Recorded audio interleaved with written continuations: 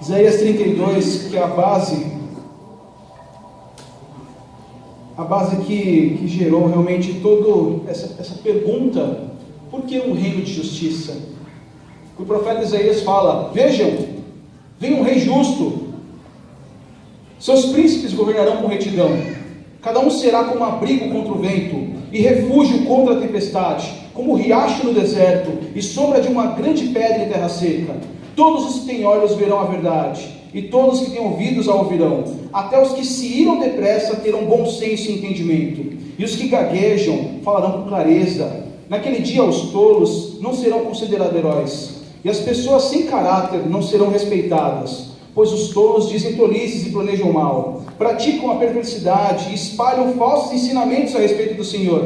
Negam comida aos famintos e não dão água aos sedentos. As artimanhas dessa gente sem caráter são perversas. Tramam planos maldosos e mentem para condenar os pobres, mesmo quando a causa dos pobres é justa. Os generosos, porém, os filhos de Deus, planejam fazer o que é generoso e permanecem firmes em sua generosidade. Amém? A pergunta que eu tenho a responder para vocês hoje é: para quem é o reino de Deus? Para quem é esse reino de justiça? Porque afinal, se não soubermos para quem é, talvez a gente esteja pregando para as pessoas erradas, não é verdade? Um profeta do Antigo Testamento, ele começou a fazer essa pergunta para si, e ele respondeu, ele falou assim: aqueles que são os melhores são os israelitas. Aqueles que merecem o reino de Deus são os israelitas. Aqueles sim são dignos de ouvir a palavra de Deus. Aqueles sim são dignos de um reino de justiça. E ele, percebendo que essa era a vontade de Deus, ele começou a cuidar do seu povo. Ele começou a proteger realmente todo o reino de Israel. E quando eu digo isso, esse período, é lá em Salomão, lá nos profetas, especificamente em Jonas. O nosso profeta que eu vou falar hoje para vocês é Jonas. Quando eu era pequeno, eu aprendi que a história de Jonas era a história de uma baleia. Aí depois você vai ficando adolescente e você descobre que é a baleia que engole um hominho. Aí só depois, quando você entra na faculdade, quando você lê direito a história, você percebe que a história, na verdade, é de um reino que foi negado. É de pessoas egoístas que realmente se recusaram a querer pregar e evangelizar todos aqueles que são dignos do reino de Deus. Se você quiser abrir a Bíblia comigo, Jonas, a gente vai fazer rapidamente, uma passagem, umas conversas bem rápidas sobre esse livro. A história de Jonas é incrível, porque Jonas, ele foi um profeta do Reino do Norte, um profeta que realmente estava em Israel, mas no período em que Israel estava dividida, Israel estava em crise, e Jonas, ele tinha que realmente preservar o seu povo, ele tinha que cuidar daquele povo. Havia uma necessidade, e a necessidade era pregar esperança. Vamos falar sobre Deus, vamos falar sobre muitas esperanças. Mas de fato Jonas, ele recebeu um outro chamado, e você pode ver aqui em Jonas 1, Deus fala para ele, versículo 2: apronte-se e vá à grande cidade de Nínive, anuncie o julgamento contra ela, pois vi como seu povo é perverso. Ao invés dele pregar para o seu povo, para os israelitas, os escolhidos, aquele povo no qual ele tinha orgulho, ele foi chamado para pregar para aquela galera estranha, para um povo que não era amado. Jonas, ele falou assim: quer saber? Eu não vou não, eu vou embora. Eu vou para Nínive, eu vou para outro lado, eu vou para outro canto, eu não quero nem saber desse povo. Será que havia medo no coração de Jonas? Será que havia angústia no coração dele? Claro que não. Havia era raiva, havia era ódio. Ele não queria saber de pregar para essas pessoas. E eu explico por quê. Os ninivitas, na época, eram o povo da Síria, o povo que matava, o povo que destruiu praticamente grande parte dos israelitas. Diz a história que os ninivitas, eles pegavam estacas parecidas com essa daqui, mais compridinha, e empalavam, colocavam onde o céu não nasce, e saía na boca da pessoa. E mais, eles colocavam as pedaços, cabeças, corpos, mãos, tudo mais, e deixavam à vista para falar assim: aqui passou os ninivitas, nos temam, aqui nós passamos, tome cuidado. Rios de sangue corriam naquele lugar. Havia realmente um medo naquele ponto, porque os ninivitas estavam lá. E Jonas, como um profeta de Deus, ele sabia que aquele povo não era um povo legal. Assim, não, eu não vou pregar para esse povo. Eles não merecem o reino de Deus. Eles não merecem o reino. E Deus falava assim: Jonas, meu amigo, vai lá, pregue dessas pessoas. Elas precisam do Evangelho. Elas precisam sim de mim. E Jonas falou: não, eu não vou sair fora dessa, eu não quero não. Eu vou embora. Eu quero fugir disso. E como vocês conhecem a história, Jonas ele estava dentro de um barco, dormindo. E outros povos que estavam lá, outras pessoas que estavam lá dentro começaram a sentir ondas fortes, tempestades, começaram realmente a preocupar aqueles homens. O que está acontecendo aqui dentro? O que está acontecendo? Tem alguma coisa errada. Começaram a lançar coisas fora, começaram a jogar as coisas no mar, começaram a ficar desesperados. E quando eles menos entendem, eles falam: o que está acontecendo nesse lugar? Pois é Jonas. Havia um homem de Deus que deveria estar cumprindo a sua missão naquele lugar, e ele estava dentro de um barco. E a primeira lição, que talvez a gente possa entender desse texto, é: não adianta você realmente querer seguir o seu coração. Não adianta você seguir o seu coração, sendo que Deus ele te incumbiu para uma grande missão. Deus ele te comissionou. Deus ele deu grandes missões para nós. E quando nós realmente queremos ficar escondidos, dormindo no barco, nós acabamos machucando pessoas, lesionando pessoas que estão ao nosso redor. Porque a nossa missão é partir, é seguir conforme Deus ele nos chama. Se ficamos dentro do barco, as pessoas que estão lá dentro, elas vão se lesionar, elas vão se machucar, elas vão sofrer. As pessoas perguntam: o que está acontecendo aqui dentro? Acorda, homem, acorda, o que está acontecendo? E Jonas acorda, fala: o que é que foi? Você não está vendo? Está chovendo, olha só isso daqui, o barco está tremendo, estamos sofrendo. Aí ele falou: eu sei o que está acontecendo, na verdade sou eu. É eu que estou fugindo de Deus. Mas não pode ser. Então, meu amigo, ora ao teu Deus e realmente fala para ele parar com isso. Aí ele: não é verdade. Eu não quero ir para que Deus me chama. Eu prefiro pular no mar. E ele pula no mar, mas ele não cumpre o propósito de Deus. Ele foge. E Deus coloca nele uma baleia.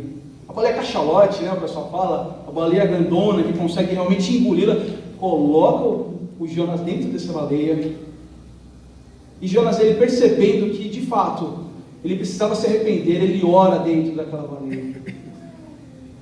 Ele fala: não, eu quero mudar de vida, eu quero começar de novo, eu vou seguir o propósito de Deus, eu não quero mais ficar dessa vida aqui de fugas, por mais que não seja a minha vontade, por mais que não seja conforme eu quero. Deus, usa a minha vida novamente, usa a minha vida. E dentro dessa baleia, ele é transportado para Nínive. Chegando na capital, ele começa a pregar com uma má vontade. Ele fala assim: gente, arrependam-se, senão fogo vai vir de Deus. Arrependam-se, senão vocês vão morrer. Arrependam-se. E aquelas pessoas entenderam a mensagem. E foi a maior conversão que aconteceu nessa história. Foi o maior ato do Antigo Testamento que mostra uma grande conversão. Todos nós conhecemos essa história. Todos nós sabemos o que aconteceu nesse lugar. Talvez você já lido e relido várias vezes o livro de Jonas. Talvez você tenha até entendido de fato a aflição daquele homem. Mas a pergunta é: por que será que nós não partimos também em direção daqueles que necessitam? Daqueles que nos machucam e também nos lesionaram, porque também esses são alvos. São pessoas que precisam também de Deus. São pessoas que sofreram. São pessoas que têm também amarguras no coração. O reino também chegou para essas pessoas. O reino de Deus também, ele veio para nós, mas mais, ele veio também para aqueles que precisam cada vez mais deles. São as pessoas que nos machucam, são as pessoas que nos ferem, são as pessoas que realmente tiraram a nossa paz. Mas o reino também é para elas. O reino de Deus também é chegado para elas.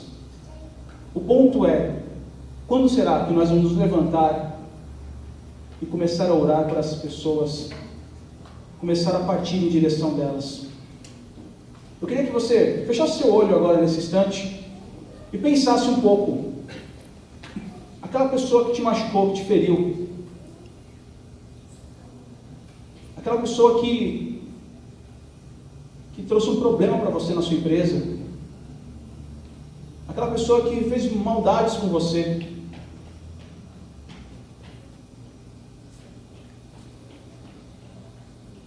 Você vai dedicar esses momentos agora para orar por essas pessoas, por essas vidas. Porque não tem maior instrumento de Deus do que a oração. A oração nos conforta, a oração nos traz paz, a oração realmente move montanhas. Ore por essas pessoas.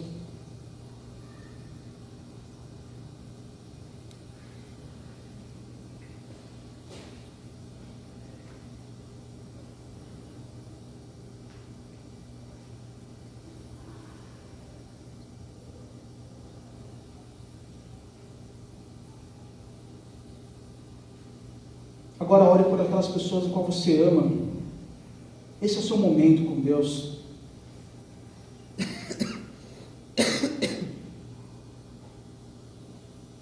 Fala, Senhor, cuida delas, proteja elas do maligno.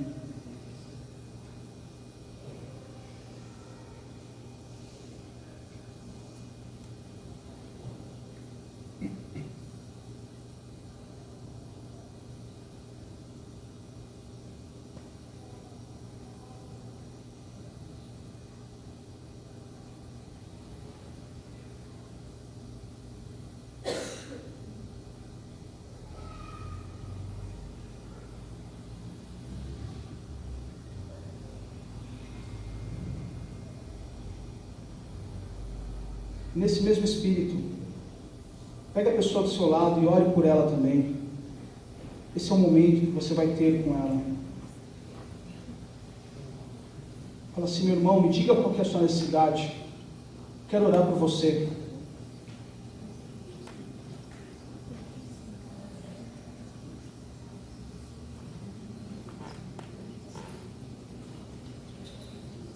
Aproveite esse momento. É um momento diferente. É um momento realmente de oportunidades para você realmente compartilhar suas orações.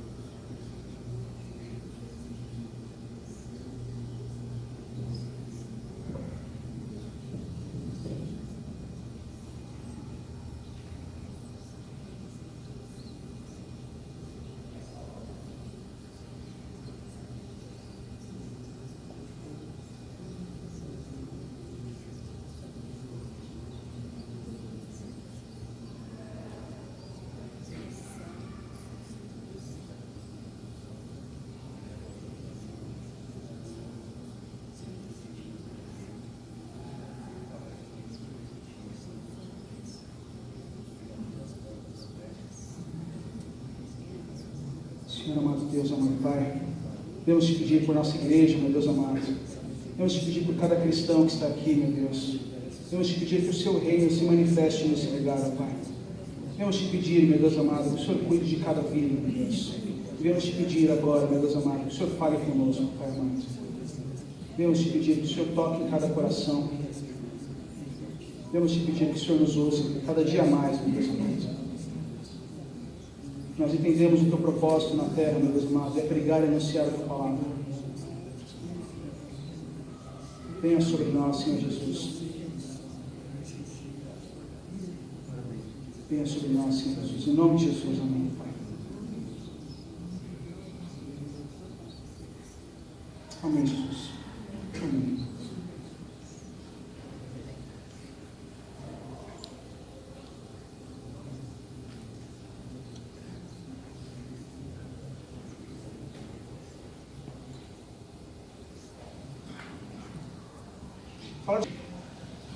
Falar sobre o reino é anunciar um reino de justiça, é um reino de paz e alegria. É isso que Paulo, quando ele afirma em Romanos, qual que é o segredo do reino? O segredo do reino, inicialmente, é um reino de paz.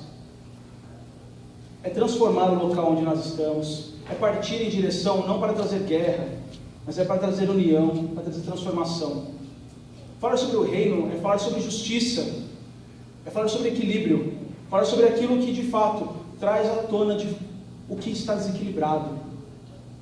Quais são os problemas que nós podemos trazer, quais são as respostas que podemos realmente levar para o Evangelho. E finalmente é um reino de alegria, porque realmente precisamos que haja uma alegria, mas não a nossa alegria, a alegria no Espírito. Esse é o segredo de fato do reino de Deus. Que Deus abençoe vocês. Esse é o meu desejo e minha oração. Pelos seus, pode subir.